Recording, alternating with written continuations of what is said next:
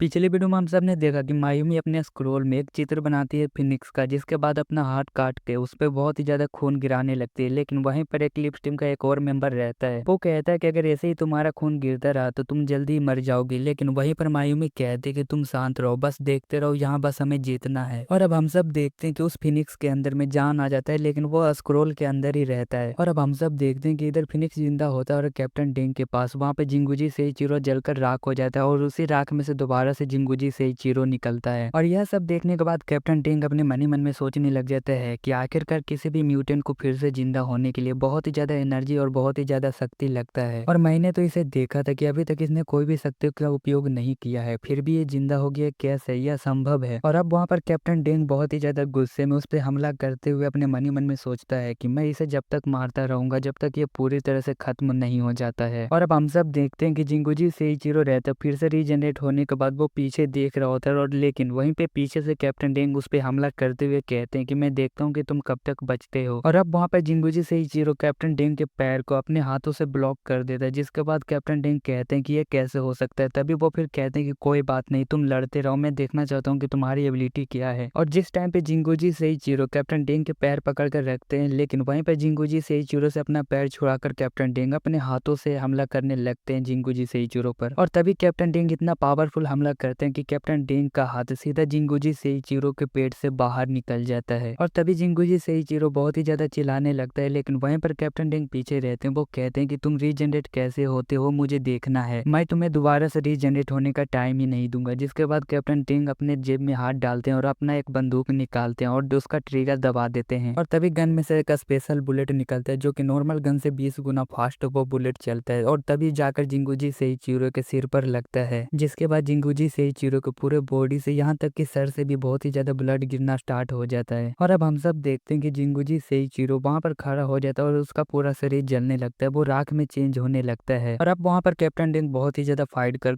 थक जाता है। तभी वो अपने मन ही मन में सोचने लग जाता है कि जब मैं यहाँ पर फाइट करने के लिए आया था, इसके कैंप पर जैसे ही हमला किया था, मैंने पहले ही एक बंदे को निपटा दिया था, लेकिन जिंगुजी सेइचिरो यहाँ पर बहुत ही अच्छे से खड़ा था। क्या वो मेरे आने का वेट कर रहा था? क्योंकि आज से पहले मैंने इतना ज्यादा पावर्स किसी भी म्यूटेंट या किसी भी मिशन में नहीं किया है, और इतना ज्यादा पावर यूज भी करने के बाद भी मैं इसे नहीं मार पा रहा हूँ। क्या कोई जियांगन क्षेत्र में कोई गद्दार है जिसने मेरे पावर्स के बारे में क्लिप्स मून टीम को पहले ही खबर कर दिया था कि मेरी एबिलिटी क्या है, मेरे पावर्स क्या है, और ये मुझसे फाइट करने के लिए पहले से ही तैयार था, लेकिन मुझे पता नहीं था। और इतना ज्यादा फाइट करने के बाद कैप्टन डेंग अपने मन ही मन में सोचने लग जाता है कि आखिरकार मेरे अंकल अभी तक वेट कर रहे होंगे मेरी जीत की खुशी सुनने के लिए, लेकिन मेरे सामने ऐसा म्यूटेंट है जो कि कभी मर ही नहीं सकता। और अब वहाँ पर कैप्टन डेंग कहते कि मैं कितना भी अपनी एबिलिटी का यूज कर लूँ, लेकिन मैं इस आदमी को नहीं मार सकता, लेकिन मैं इसे पकड़ जरूर सकता हूँ। और तभी कैप्टन डेंग अपनी लाइट वाली एबिलिटी का यूज कर वहाँ पर बहुत ज्यादा लाइट हो जाता है, जिसके बाद जिंगुजी सेइचिरो को वो मार देते हैं और उसका इंतजार करते हैं कि फिर से रीजनरेट होने का। और जैसे ही जिंगुजी सेइचिरो रीजनरेट होता है, कैप्टन डेंग अपने रस्सी से बांध देता है, और ये रस्सी म्यूटेंट को कैप्चर करने के लिए स्पेशल बनाया गया था। और वहीं पे कैप्टन डेंग उसे पकड़कर कहते हैं कि तुम चलोगे मेरे साथ विलेजर सिटी, क्योंकि मैं तुम्हें मार नहीं पा रहा हूँ, वहीं पर वो सब बताएंगे तुम्हें कैसे मारना है। और तभी जिंगुजी सेइचिरो बहुत ही ज्यादा हंसने लगता है और कहता है कि तुम मुझे यहाँ से नहीं ले जा सकते, और उसके बाद कहता है कि तुम्हें मरना ही होगा। जिसके बाद जिंगुजी सेइचिरो खुद को ब्लास्ट कर लेता है और उस रस्सी से आजाद हो जाता है, लेकिन उसका खून बहुत ही ज्यादा कैप्टन डेंग के स्पेशल सूट पर गिर जाता है। और तभी कैप्टन डेंग देखता है कि कैप्टन डेंग के चेहरे पर भी वो खून गिर जाता है, जिसके बाद उसका पूरा शरीर जलने लगता है। और वहां पर कैप्टन डेंग कहता है ये कैसे हो सकता है। और अब वहां पर धीरे धीरे कर कैप्टन डेंग का पूरा शरीर जलने लगता है और उनका स्पेशल सूट भी जलने लगता है और वो चिल्लाने लगते हैं। और तभी जिंगुजी सेइचिरो फिर से रीजनरेट होने के बाद कहता है कि कैप्टन इस बार तुम्हारी बारी है कि तुम रीजनरेट हो, और वैसे भी किसी के अंदर इतना शक्ति नहीं है कि वो फिनिक्स की शक्ति का सामना कर सके। और तभी जिंगुजी सेइचिरो कैप्टन डेंग पे अटैक करने के लिए दौड़ते हुए जाने लगता है। और अब कैप्टन डेंग उसे अपनी तरफ आता हुआ देखकर अपने मन ही मन में सोचने लग जाते हैं कि आखिरकार मैं इससे हार गया। और अब वहाँ पे जिंगुजी सेइचिरो कैप्टन डेंग को एक लात मारता है, जिसके बाद कैप्टन डेंग बहुत ही दूर जाकर गिरते हैं। और तभी कैप्टन डेंग के मुंह से ब्लड गिरना स्टार्ट हो जाता है, लेकिन उनके अंदर इतना भी एनर्जी नहीं बचा था कि वो खड़ा भी हो पाए। और अब कैप्टन डेंग को यह यकीन हो जाता है कि किसी ने मेरे पावर्स के बारे में से पहले ही जानकारी दे दिया था और ये पहले से ही तैयार था। और मुझे ऐसा देखकर लगता है कि सारी चीजें बस मुझे मरवाने के लिए किया गया था। हम सब जानते हैं कि जांगी को पहले से ही शक था कि जियांगन क्षेत्र में कोई ऐसा म्यूटेंट है जो कि खबर को लीक कर रहा है, लेकिन वो कौन है किसी को नहीं पता। हम सब पहले से ही जानते हैं कि डेंग का परिवार ब्लिजर सिटी में बहुत ही ज्यादा अमीर और बहुत ही ज्यादा पावरफुल है और डेंग परिवार में डेन सिंटोंग अकेला एक वारिस है जो कि अपने फैमिली को आगे लेकर जा सकता था। वो एक इन्वेस्टिगेशन टीम का लीडर भी है, लेकिन कैप्टन डेंग के बात करने के तरीके से बहुत सारे लोगों को अच्छा नहीं लगता है, जैसे लैन सीचेंग, तू यून ली, कैप्टन बेली। तो कहीं ऐसा तो नहीं कि यही तीनों में से किसी ने डेंग के बारे में इंफॉर्मेशन दे दिया होगा एक्लिफ टीम मून को, या कोई और है। और अब वहाँ पर कैप्टन डेंग का पूरा शरीर जलने लगता है। तभी वहाँ पे जिंगुजी से ही चिरो कहता है कि अब मरने के लिए तैयार हो जाओ। और अब हम सब देखते हैं कि कैप्टन डेंग अपने आप को बहुत ही ज्यादा कोसने लगते हैं और अपना हाथ जमीन पर पटकते हुए कहते हैं कि क्यों, आखिरकार क्यों मेरे साथ ही ऐसा हुआ। और अब वहाँ पे जिंगुजी से चिरो कैप्टन डेंग के पास जा पाता, उसे पूरी तरह से खत्म कर पाता और वो उसकी एबिलिटी ले पाता, लेकिन उससे पहले वहाँ पर बहुत ही बड़ा धमाका होता है और तभी जिंगुजी से चिरो उछलकर पीछे हो जाता है। और अब हम सब देखते हैं कि जिस जगह पर कैप्टन डेंग थे उस जगह पर इतना बड़ा धमाका हुआ था कि वहाँ पर आसपास के सारे एरिया जलकर राख हो जाते हैं। और इसके आगे हमें कल पता लगेगा। तो लाइक एंड सब्सक्राइब करना चाहते हो तो कर देना तुम सब।